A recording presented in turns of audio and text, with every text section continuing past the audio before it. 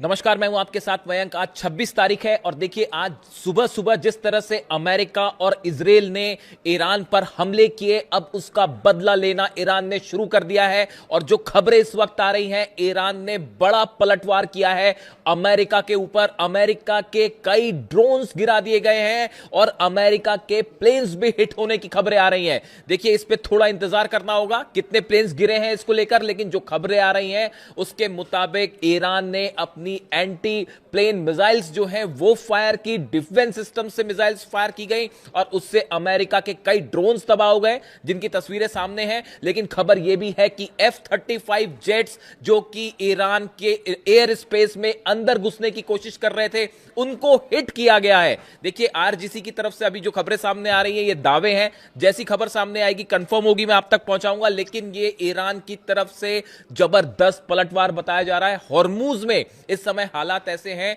देखिए जो दावा हो रहा है ईरान की तरफ से कि अमेरिका के कई प्लेन्स ने, फाइटर जेट्स में, जिसमें F-18 शामिल थे, F-35 शामिल थे, उन्होंने टेक ऑफ किया अब्राहम लिंकन से, एयरक्राफ्ट करियर से, और वो ईरान के एयर स्पेस के अंदर घुसने की कोशिश कर रहे थे।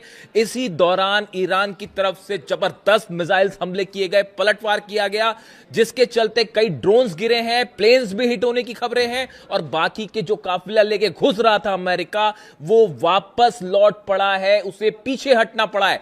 इतनी ही खबर नहीं है, खबर यह भी है कई एंटी शिप मिसाइल्स फायर की गई है, अबू मेहदी मिसाइल्स फायर की गई हैं और अमेरिका के कई जहाज जो कि फारस की खाड़ी के आसपास थे, उन्हें पीछे हटाना शुरू कर दिया है अमेरिका ने, क्योंकि ईरान की मिसाइल सीधा हिट कर सकती हैं अमेरिकन वॉरशिप्स को। जो इस वक्त की खबरें हैं, देखिए अमेरिका के प्लेन्स जो आ रहे थे वो वापस भागने को मजबूर हुए, इस तरह की खबरें हैं। इसके अलावा जो आज सुबह जो हमले हुए, उन हमलों को लेकर एक बड़ा अपडेट है। देखिए आपने खबरें सब तरफ देखी होंगी, कई आइलैंड्स पर हमले हुए हैं। लारक, मैंने 5 आइलैंड्स आपको बताए थे, लारक पे हमले हुए हैं, खार्ग आइलैंड पर हमले हुए, केशम आइलैंड्स पर धमाके की खबरें हैं। लेकिन इसके साथ एक बड़ी खबर अब यह भी आ रही है कि ईरान के 2 न्यूक्लियर साइट्स के पास भी धमाके की खबरें हैं।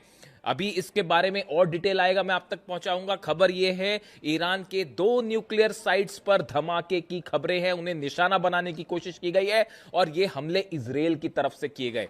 देखिए अभी सुबह जो जानकारी आई थी, जो सेंटकॉम ने जानकारी दी थी कि हमने अपने डिफेंस में स्ट्राइक की है, मामला ऐसा नहीं है, ये बड़ी स्ट्राइक थी, इसको डाउन प्ले करने की कोशिश की गई, लेकिन हमला बड़ा था। इजराइल के जेट्स भी इसमें शामिल थे, अमेरिका के जेट्स इसमें शामिल थे। अब्बास अराक्ची साहब ने एक प्रेस कॉन्फ्रेंस की अब से थोड़ी देर पहले और उन्होंने डिटेल में इसकी जानकारी दी है कि कहां कहां हमले किए गए। उन्होंने कहा हम आकलन कर रहे हैं कहां कितना नुकसान हुआ है। लारक द्वीप पर सबसे ज्यादा नुकसान की खबर है।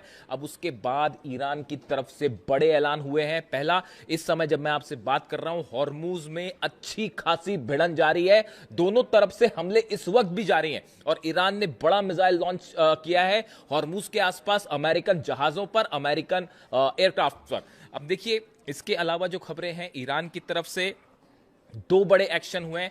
पहला तो ईरान के सुप्रीम लीडर मुस्तफा खामनेई का बयान सामने आया है। उन्होंने ये बात साफ कर दी है, उन्होंने कहा है कि जिस तरह से ईरान पर हमले किए गए इसका बदला लिया जाएगा। उन्होंने इजराइल को कैंसर बताया। उन्होंने ये कहा जैसे कैंसर का ट्यूमर होता है उस तरह से इजराइल है और इजराइल को नक्शे से मिटा दिया जाएगा, इजराइल को खत्म कर दिया जाएगा। इस तरह की बात, इस तरह का संदेश मुस्तफा खामनेई साहब की तरफ से आया है। जिस तरह से हमले हुए उसके बाद यानी अब यह तय माना जा रहा है कि ईरान इजराइल पर एक बड़ा अटैक करेगा। और देखिए अगले चंद घंटे बहुत बड़ा डेवलपमेंट हो सकता है और शायद हम वैसी जंग फिर से देखें जो 40 दिन की जंग थी। इसके अलावा देखिए बड़ी खबर यह है, ईरान के विदेश मंत्री अब्बास अराक्ची साहब रूस जा रहे हैं। अब से थोड़ी देर में वो रूस के लिए रवाना हो जाएंगे, उनकी पुतिन से मुलाकात होने जा रही है। देखिए हालात यहां पर तेजी से बदल गए हैं, बिगड़ गए हैं। यूक्रेन और रूस के बीच में बड़ी जंग छिड़ चुकी है। जिस तरह से हमले कर रहे हैं पुतिन, देखिए पुतिन ने 5 न्यूक्लियर मिसाइल्स दागी हैं पिछले 48 घंटे के अंदर यूक्रेन पर। अब मामला बिगड़ता दिख रहा है। और उसके अलावा लावरोव की बात हुई है मार्को रूबियो से, अमेरिका के विदेश मंत्री से, और लावरोव ने, रूस के विदेश मंत्री ने यह बात साफ कर दी है कि जब तक अब यूक्रेन को हम घुटने पर नहीं ले आएंगे तब तक ये हमले नहीं रोके जाएंगे। जिस तरह से लुहांस्क पर हमला हुआ, कॉलेज के ऊपर, एक डॉर्मेटरी पर हमला हुआ जहां पर स्टूडेंट थे, जिसमें कई सारे स्टूडेंट मारे गए। ये वैसा ही हमला था जैसे मिनाब में स्टूडेंट्स के ऊपर 168 बच्चियों के ऊपर हमला हुआ था, बिल्कुल वैसे ही हमला लुहांस का था, जिसके बाद पुतिन बेहद गुस्से में है। 5 न्यूक्लियर मिसाइल्स फायर की गई हैं, 5 तरह की न्यूक्लियर मिसाइल्स, 5 तरह की न्यूक्लियर मिसाइल्स, जिसमें ऑर्शनिक भी शामिल है, कैलिबर भी शामिल है, इन सबको फायर किया गया है यूक्रेन पर। और बिल्कुल वैसे ही जंगी हालात अब देखने को मिल रहे हैं ईरान और अमेरिका के बीच में। देखिए, मैं फिर से इस बात को रिपीट करूंगा, पूरी दुनिया में जितने पत्रकार हैं, जितने न्यूज़ चैनल्स हैं, जितने पॉडकास्ट चल रहे हैं, सबका स्टैंड ये था कि ईद के पहले हमला नहीं होगा, हज के बीच में हमला नहीं होगा। आप मेरा वीडियो उठा के देखिए, मैंने दावा किया था आपको कि हज के बीच में ही हमला होगा, ईद से पहले हमला होगा। और देखिए, ये खबर एक बार फिर सच साबित हुई। इसकी बड़ी वजह थी, देखिए, कई लोगों ने मुझसे पूछा, आज सुबह से कई फोन्स आ गए मेरे पास, और सब ये पूछ रहे हैं कि आपने ये दावा कैसे किया था कि ईद के पहले पहले हमला हो जाएगा, हज के बीच में हमला होगा। कई लोगों ने ये सवाल पूछे। आप इकलौते ऐसे पत्रकार हैं जिनका ये दावा था कि हज के बीच में हमला होगा, ईद के पहले आपने कैसे दावे किए? देखिए, इसकी 2-3 बड़ी वजह थी। सबसे बड़ी वजह अगर आपने नोटिस की हो, जिस आनन फानन के साथ सऊदी में डिफेंस सिस्टम तैनात किए गए पिछले 48 घंटे में, वो बड़ा ही अस्वाभाविक था। इसी तरह के डिप्लॉयमेंट यूएई ने भी किए हैं। आप देखिए, सऊदी में मक्का मदीना के आसपास, काबा के आसपास जिस तरह से डिफेंस सिस्टम तैनात किए गए, ये यूजुअल प्रोसेस नहीं थी।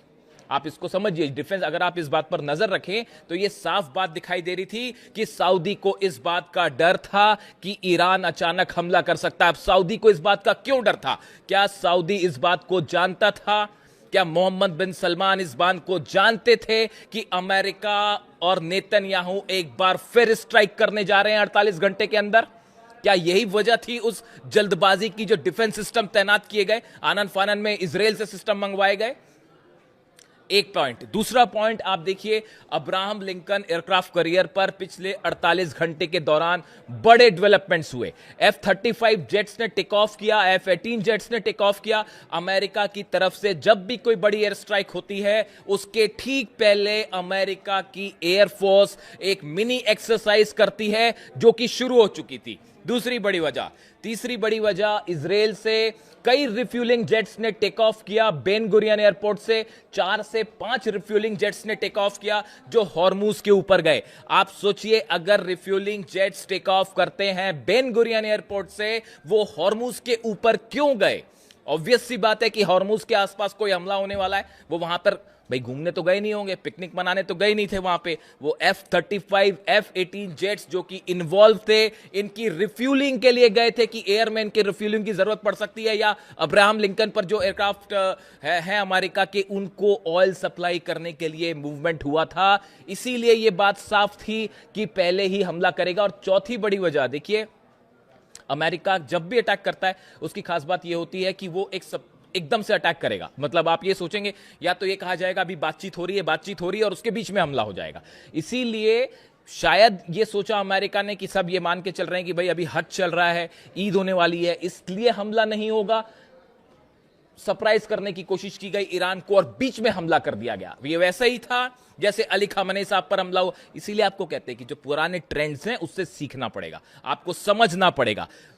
पिछली बार जब हमला हुआ था और जिस तरह से हमले हुए अली खामनेई साहब में, रमजान के बीच पे हमला किया गया। इसीलिए इस बार देखिए हज के बीच में हमला किया गया। इस ट्रेंड को समझिए आप। इसीलिए मैंने दावा किया था कि ये हमले हज के बीच में हो जाएंगे और फिर से एक बार जंग हो सकती है। और अब वही हालात सामने खड़े हुए, एक बार फिर धोखा हुआ। बड़े सारे लोग मुझसे पूछ रहे थे कि भाई आप डील के पक्ष में क्यों ना हो, किससे डील की जाए और क्या डील की जाए, उनसे जो हमले कर रहे हैं कैसे डील हो सकती है। बड़े बड़े तमाम दावे हुए, कितने लोग जो है वो खबरें चली कि अब ये डील हो गई है, वो डील हो गई है, ईरान यूरेनियम दे देगा। सब बेसलेस और फर्जी खबरें थी जो फैलाई गई थी पब्लिसिटी स्टंट के लिए। हमने डंके की चोट पे बात कही थी कि डील नहीं होगी, ईरान यूरेनियम देने का कोई सवाल ही नहीं है। और देखिए ये खबर भी साबित हुई। याद रखिएगा इस बात को। जितने दावे हमारे हो रहे हैं, बड़ी रिस्पॉन्सिबिलिटी के साथ मैंने दावे किए और सब के सब सच साबित हो रहे हैं। आप उठा के देख लीजिए, क्या किसी और शख्स ने यह बात कही थी कि हज के दौरान हमला होगा या ईद के पहले हमला होगा? सिर्फ हमने कहा और यह खबर साबित हुई सच। और आप और देखिए, ईरान की तरफ से बहुत बड़े पलटवार की तैयारी कर ली गई है। और जो मुस्तबा खामनेई साहब का जो संदेश आया है, हम इजराइल को मिटा देंगे, ये एक संदेश है इस बात का, ये इशारा है इस बात का कि इजराइल के ऊपर बहुत बड़ा हमला होने जा रहा है। देखिए ये हमले क्यों हुए, इसकी कई वजह भी सामने है। सबसे बड़ी वजह है तो ईरान जो है अपेरेंटली कि भाई ईरान अपना यूरेनियम देने को तैयार नहीं है। ये बात साफ बता दी गई है अमेरिका को। जितने 5 देश अरब देशों के निगोशिएट करना चाह रहे थे, पाकिस्तान के नेता वहां पे थे, आर्मी जनरल वहां पे थे, इन सबको साफ साफ बता दिया गया था ईरान अपना यूरेनियम नहीं देगा, हम न्यूक्लियर मुद्दे पर कोई बात नहीं करेंगे। तमाम दावे हो रहे थे यूरेनियम यहां चला जाएगा, यूरेनियम वहां चला जाएगा, सब फर्जी खबरें थी, फैलाई गई थी। बात नंबर 1। बात नंबर 2, आप देखिए एक बड़ी लॉबी काम कर रही है। आप मेरा कल का वीडियो उठा के देखिए, मैंने कई लोगों के नाम लिए थे जो खबरें हैं वेस्टर्न मीडिया में खबरें हैं। देखिए मार्क डूडोविट्स डोनाल्ड ट्रंप के करीबी हैं, लिंडसे ग्राहम आप जानते ही हैं, टेड क्रूज, ये वो नाम है, ये इनको बड़ी लॉबी माना जाता है इजराइल की, जो कतई नहीं चाहते कि किसी तरह की डील हो जाए। नेतन्याहू कतई डील नहीं होने देंगे, और अगर डील होती भी है तो उसको फिर से तोड़ दिया जाएगा जैसे 2015 के पैक्ट को तोड़ा गया।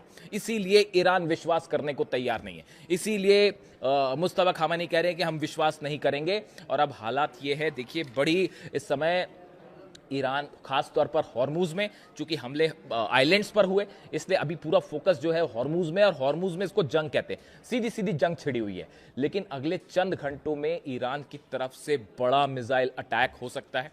और देखिए अब्बास अरागची साहब तुरंत पुतिन से मिलने भी जा रहे हैं, हो सकता है कि इस मुलाकात के बाद एक्शन देखने को मिले। लेकिन फिलहाल ईरान की तरफ से हॉर्मुज में कई मिसाइल्स फायर की गई हैं, और उसमें अभी कितना नुकसान है अमेरिका को, ये थोड़े वक्त पर सामने देखने को मिलेगा। लेकिन अभी हालात ये है कि ये बात साफ हो चुकी है कि कोई डील जैसी संभावना नहीं है, पूरी तरह से खारिज है। अब्बास अरागची साहब की प्रेस कॉन्फ्रेंस थी अब से थोड़ी देर पहले, और जो बातें उन्होंने कही, उन्होंने कहा कि हमारे को बिल्कुल बदला लेने का पूरा अधिकार है। उन्होंने कहा इंटरनेशनल लॉ, यूनाइटेड नेशंस के चार्टर को अमेरिका ने तार तार कर दिया है। हम एक बार फिर बात कर रहे थे, इजराइल की तरफ से बीच में ये हमले हुए हैं, तेहरान पर भी हमले हुए हैं, तेहरान के आसपास भी धमाके हुए हैं, 2 न्यूक्लियर साइट्स पर धमाके की खबरें हैं। इसका बदला लेने का हमको पूरा अधिकार है। और अब देखना यह है अगले चंद घंटे में ईरान की तरफ से क्या रिप्लाई देखने को मिलता है। जो भी अपडेट होगा मैं फौरन आप तक लाने की कोशिश करूंगा। कमेंट करके बताइए इस वीडियो को लेकर आपकी क्या राय है। Thank you so much.